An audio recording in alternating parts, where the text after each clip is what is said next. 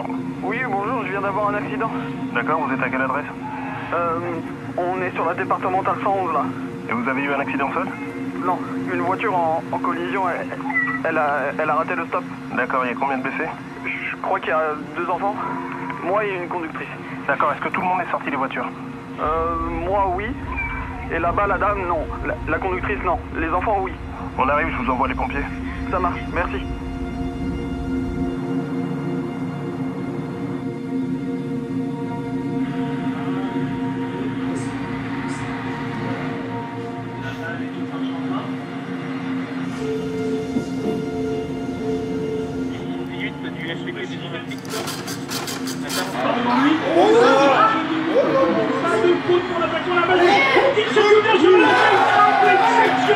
C'était pas parabole.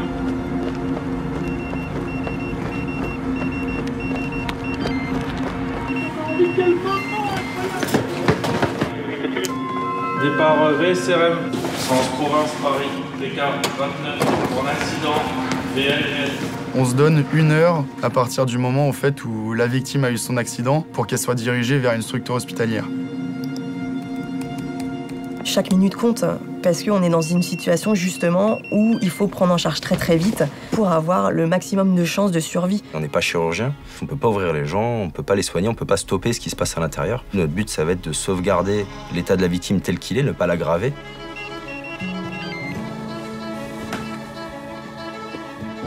Nous, au niveau pompier, la seule partie sur laquelle on peut intervenir, c'est notre partie d'extraction de victimes. Une désincarcération il y a 30 ans, une désincarcération aujourd'hui, on a dû diviser par 2 ou par 3 le temps pour les mêmes chocs, ça c'est sûr. Province Paris. Ok. Sur mes premières interventions, je me souviens, les anciens nous disaient « Ah, ce soir, eh bien, on risque de faire les accidents de la route parce que les gens vont partir en week-end avec des fois des familles à bord d'un véhicule et qui prenaient des risques inconsidérables. »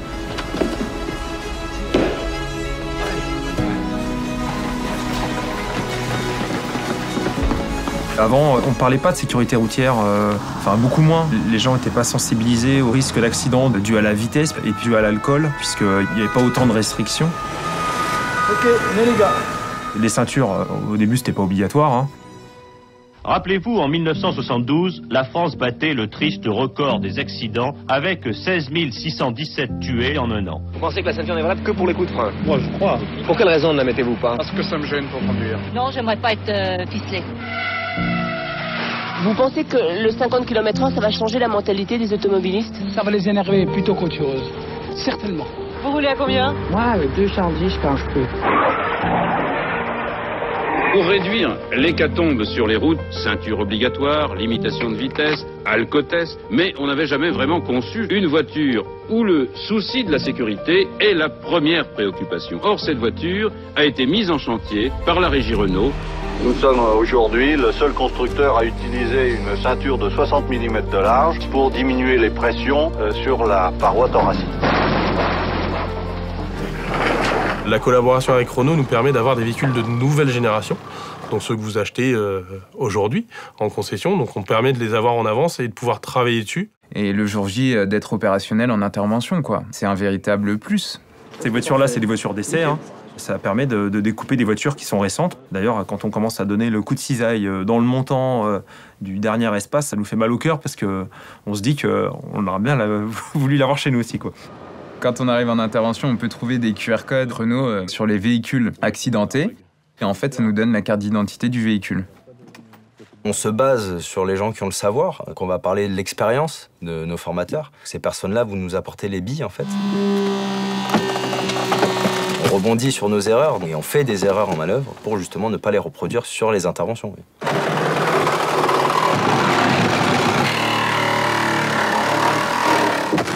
Le fait de s'entraîner, de répéter les gestes, etc., ça nous permet de gagner des minutes qu'on aurait pu perdre si on ne s'entraînait pas.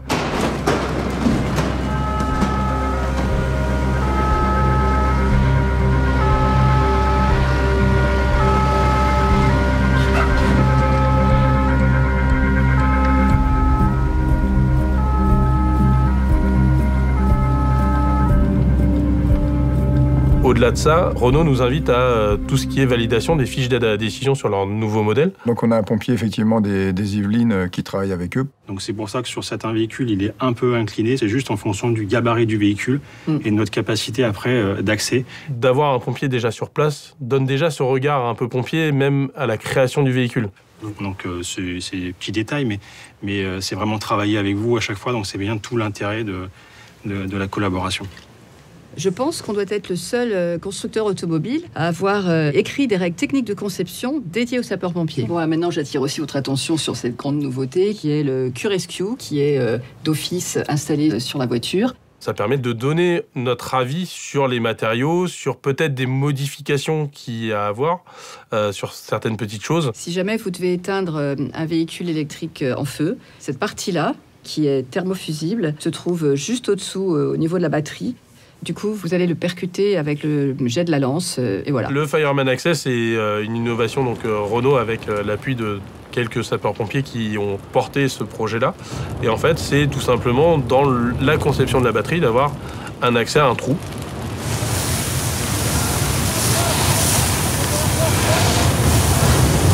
On va la noyer et le fait de la noyer, là par contre, on va être efficace et on va pouvoir éteindre le feu. Aujourd'hui, un véhicule d'une autre marque, pour éteindre ou refroidir sa batterie, donc il faut 42 000 litres d'eau. Ça nous mobilise des moyens pendant 2, 4, 5, 6 heures, ça dépend des batteries. Aujourd'hui, le Fireman Access nous permet en quelques minutes de noyer la batterie et d'éviter d'y passer beaucoup trop de temps. Oui, ce serait avantageux que les autres constructeurs aient cette même démarche parce que, une nouvelle fois, ça pourrait nous permettre d'anticiper. Toutes les secondes qu'on va pouvoir gagner sur intervention, c'est des secondes qui vont être mises à profit pour la sortie de la victime et la prise en charge rapidement de cette victime par une équipe médicale.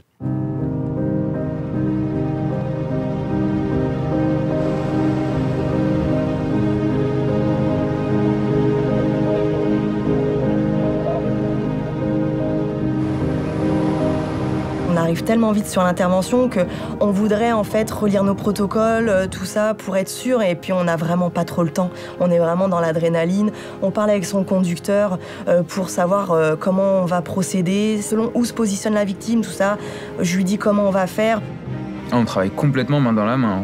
Il y a une communication qui est constante. De toute façon, on ne pourrait pas travailler sinon. Ce qu'on appelle l'écureuil, c'est celui qui va avoir le plus de contact avec la victime, du début jusqu'à la fin de l'intervention. C'est souvent l'infirmier qui va devoir pénétrer au sein de la voiture où la victime est incarcérée, évaluer l'état de la victime, prendre des constantes, juste savoir si la victime est consciente ou alors vraiment, si c'est une urgence absolue, faire les premiers soins très rapidement avant la désincarcération.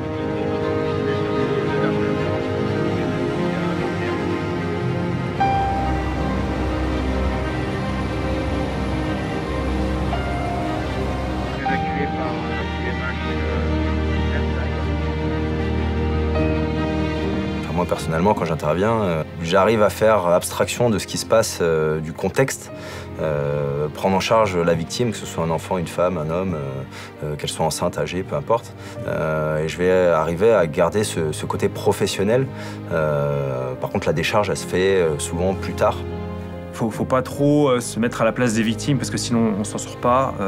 Faut se blinder en fait, tout simplement, pour éviter ça. Chacun a son mécanisme de défense en fait. Il y en a qui s'en détachent beaucoup et qui en parlant rigolant pour s'en détacher. On a chacun notre moyen en fait de prendre du recul face à la mort. Moi je l'ai pas encore trouvé. Comment je fais? Je fais. Je sais pas, je vais sur le terrain et puis j'essaie de me dire que je vais réussir à gérer la situation, que je suis là pour ça et puis que si j'ai besoin, j'aurai de l'aide.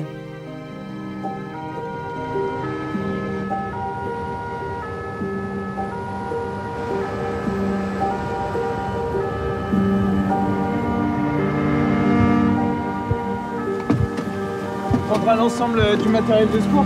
Reçu.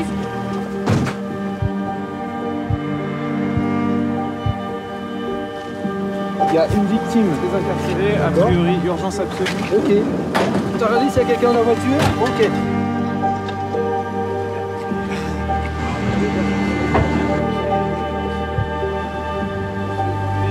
Bonjour madame, je m'appelle Laure, je suis pompier. Voilà, on est bien sur une Clio 5. On fera une sortie longitudinale à l'arrière. Comment ça va, madame? Laure, elle est au contact de la victime. Elle est consciente? Elle est consciente. Ventile. Je suis allée aux nouvelles, hein. Vos enfants vont bien. Ils sont pris en charge actuellement par les pompiers, ne vous inquiétez pas. D'accord, donc vous allez entendre des bruits et vous allez voir plusieurs personnes s'agiter autour de vous, n'ayez pas peur.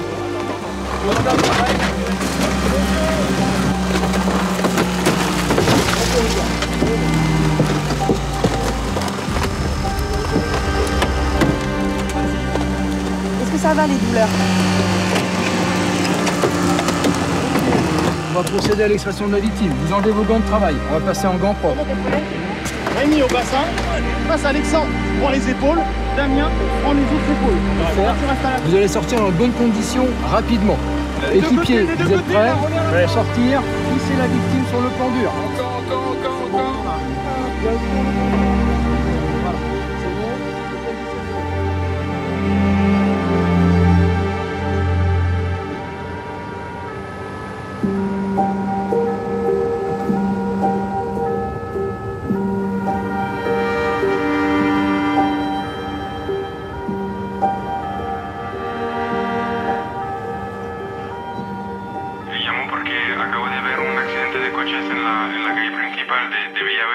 Mi mensaje para todas las marcas de vehículos es que incluyan en el proceso de fabricación y de diseño a los servicios de emergencia, que cuenten con nosotros.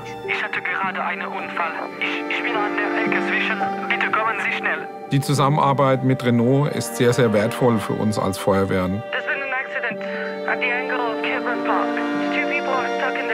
I think Renault set a little bit of a challenge to the other manufacturers. Emergenza, come posso aiutarvi? Hallo, worum geht's?